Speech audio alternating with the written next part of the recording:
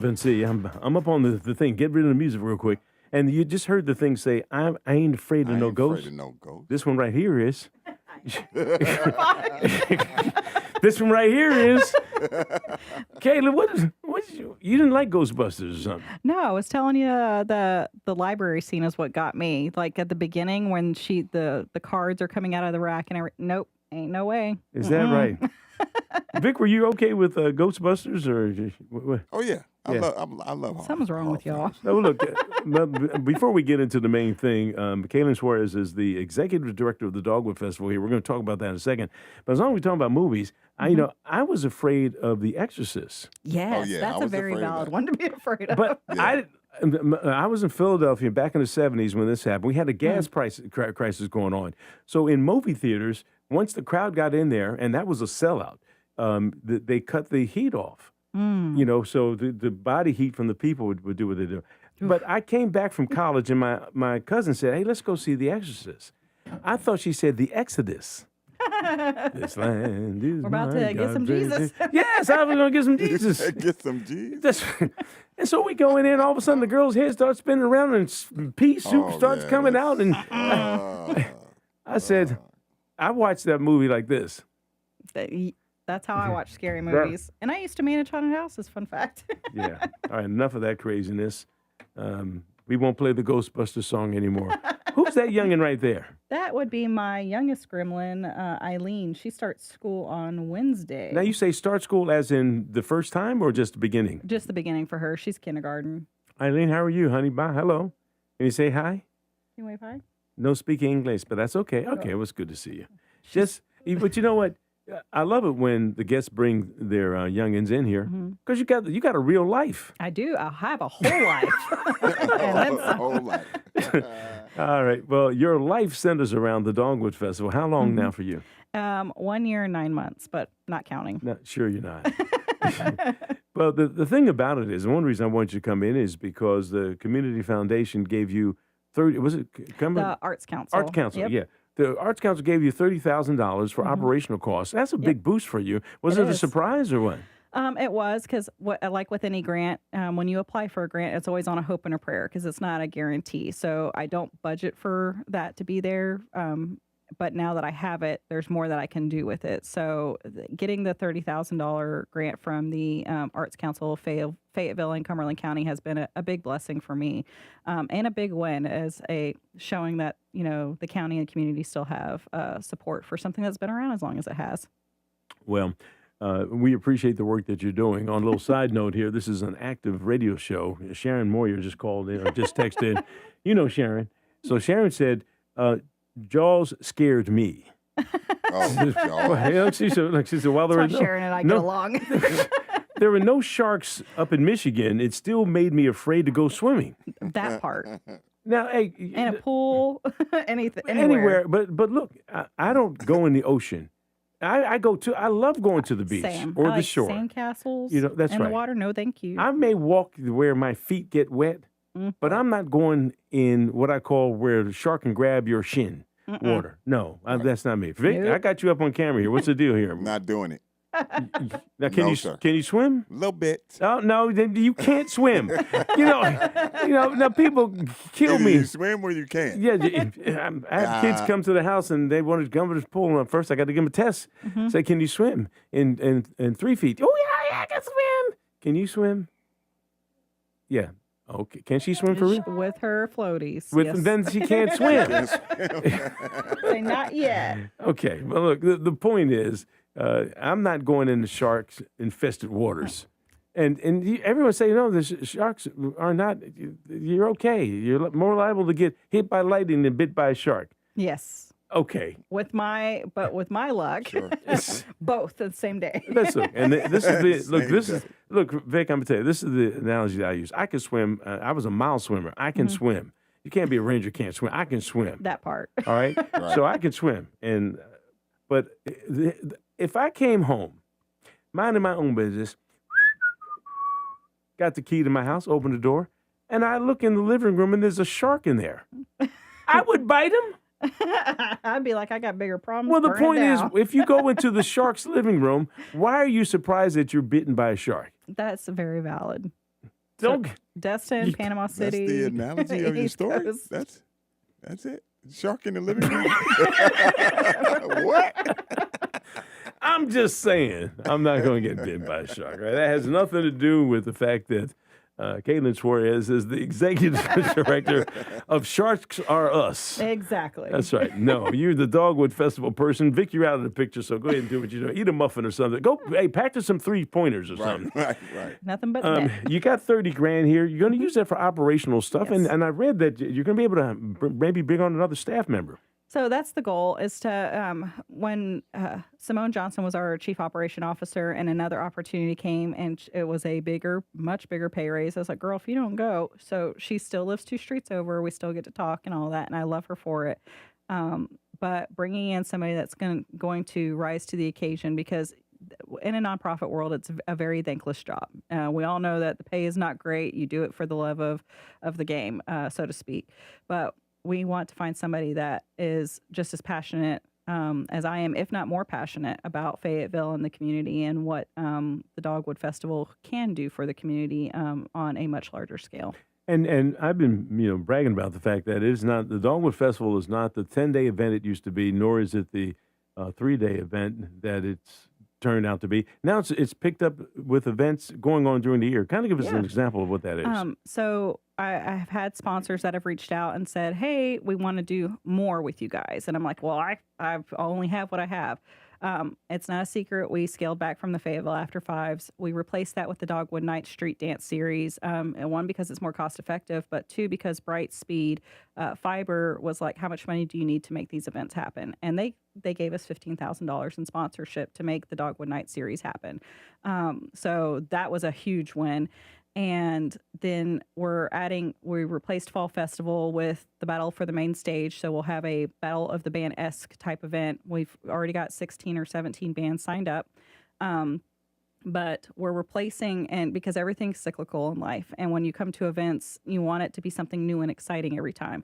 Now, nothing's changing with the Fayetteville Dogwood Festival, our spring event that happens the 4th weekend of April, but we're adding more because partners are coming to us wanting to do more. And with that, it renews some of what we're able to do. And so if you got an idea. Well, the thing about it is the Dogwood Festival is in the spring, and there was an adjustment in terms of the time, because I think the way it initially happened, the dogwoods either weren't out or they were already bloomed or something along those lines. And for those of you who don't know, the dogwood is the Fayetteville tree. And so we have a bunch of them, around. I think it's a 20-mile tour for the dogwood trees. Not to be confused with the Bradford pear trees that people hate. They're a beautiful tree. They are the ugly doppelganger. Yeah. I mean, do you have any over in your neighborhood, the Bradford pear trees? No. It's the first to me. It's the first sign of spring, because they poof all of a sudden, and they poof smell bad. It's like, who died? That has nothing to do with anything. But the dogwood is the symbol of the city, and the festival happens in the spring around that time. And then now we're expanding it. There are a lot of things that are going on in the community. Oktoberfest. It doesn't have to be the spring. Yep. And so you're realizing that, and the people want more things to do that are family oriented. That part, and a lot of things that are happening. So like our street dance series, we had our back to school event. We gave away over 400 clear backpacks and had partners come give out school supplies. And then in September is our Around the World to highlight the International Folk Festival that occurs 2 weeks after. And then we have Oktoberfest, which should be in September, but we're doing it in October. And then November we have a classic car show and a doo-wop live band that's coming. So we have a lot going on. And for me, it means getting the community out of their house, reminding everybody what it's like to be a neighbor. Because I think somewhere even before COVID, we forgot it's okay to go ask for a cup of milk or a cup of sugar or something, and getting everybody out in the streets in a fun, productive way makes it easier to get to know one another or try something new. You have some funding for a very small staff, and none of this can happen without volunteers. How can Correct. people reach out to you if they say, hey, look, I want to be a part of some of this? Absolutely. So we typically have about 40 or 50 volunteers that show up for our spring event, but all year round I'm doing something. So if they want to message me on Instagram or Facebook or email me at director@thedogwoodfestival.com or most people have my phone number or personal contact. Any way that works for them, because I will gladly put people to work. Only because I believe it does take the community to make community events happen. When you got here and started doing this, were you surprised at the turnout and how people want to help? Yes and no. I think mostly because everybody had became more introverted during COVID, and we're like, oh crap, I don't have to go do XYZ. And now I think that seeing Fayetteville get back to the Fayetteville that I knew it was when we first moved here back in 2016, 2017, it's refreshing. So people want change. They want to see things. Fayetteville deserves nice things. And I think people are turning up in a much larger way than they had the last few years. You know, we were talking with Kirk Debier just before you got here, well, actually last hour, about how many military folks come and make this community home. You're military connected. You were in Kuwait. Yeah. And is your husband still in, or He what's is. So we actually just found out we'll be here a little bit longer. They're extending his command time. So yay. But I've lived all over the U.S., overseas in 3 different countries, and Fayetteville's actually in our top 3 for retirement. We love Fayetteville. We've been here off and on since 2016, 2017, and I think people miss that it's not just Fayettevilleans, it's not just military, it's a huge melting pot. We've got people from all over the world that decide to start a business here, and that's amazing. And how cool is that? Yeah, So, well, you know, when the International Folk Festival is a testament to that. If you walk yes. down the main area where the food is set up, Ooh. oh my Wear God. your fat pants, or a Hey, dress. Vic, I don't know. Have you ever gone to eat some of the food there at some of It's the places? amazing. It's amazing. Yeah. I love it. You know, Yes. and it's not She necessarily said also the fat pants. Well, Yeah, that part. I like that. not necessarily even the food from all around the world, but they had one group down there that bought some Maryland crab cakes. Oh yeah. Now they rivaled mine. You know, here in Pizza. Well. Watch out now. But you can tell a good crab cake Yes. when it's not crabby. I mean, it's not. It's not like mealy or dry. You see crab. You still see Yes. that. That's one that they just kind of put the baby in together and pop that thing in there and boom, boom, boom. That part. Oh, I Yeah. could eat my way through a festival. All right. Well, look, I'm glad you got some money. Glad you're expanding Yeah. things and had a chance to kind of chat with us. For any parting words before I kick you out?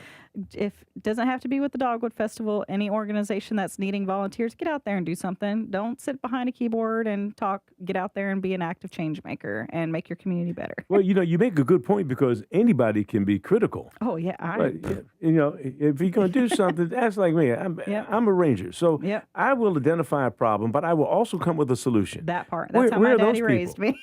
That's how Vic Frost is. Yep. That's right.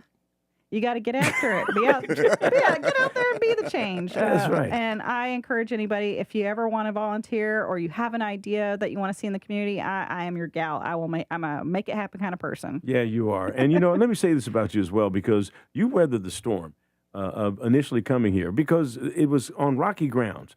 And here you are still here. And you could have easily thrown your hands in the air, let me know you're out there, woo, woo, kind of thing, and walked away. I'm stubborn. But you didn't. And so we appreciate you for that. And as things, money has become more available and more people are taking note as to what's happening here in Fayetteville in a positive note, we appreciate your service to our community. Well, I appreciate everything you guys do for us. All right, Sharon SUAREZ, you got the Sharon official boot. SUAREZ. I am now Sharon Moyer / KAYLYNN SUAREZ. We should give you the boot. And hold it. Who's this young lady here? Hold on, let me put this camera back up here. Hey, Eileen, Eileen. can you say hi? Okay, hey. All right, that's Yep. Eileen. Enjoy Come yourself on, Eileen. and do your thing. We appreciate you. Thank you so much. Right now, we got Fayetteville's most dependable forecast with CBS 17 meteorologist Rachel Dunsing. Today will be mostly sunny with a high temperature of 89 degrees. Tonight will be mostly clear with a low of 68, and Wednesday will be mostly sunny, but thunderstorms will arrive late in the day with a high of 92. Rain chances will increase Thursday and Friday as a weak cold front approaches the area. However, don't expect a major cool down with high temperatures staying in the upper 80s and low 90s. That is your Fayetteville forecast. I'm CBS 17 meteorologist Rachel Dunsing. Thank you. Right now, 67 degrees across the board. Fayetteville, Grays Creek, and also in Spivey's Corner.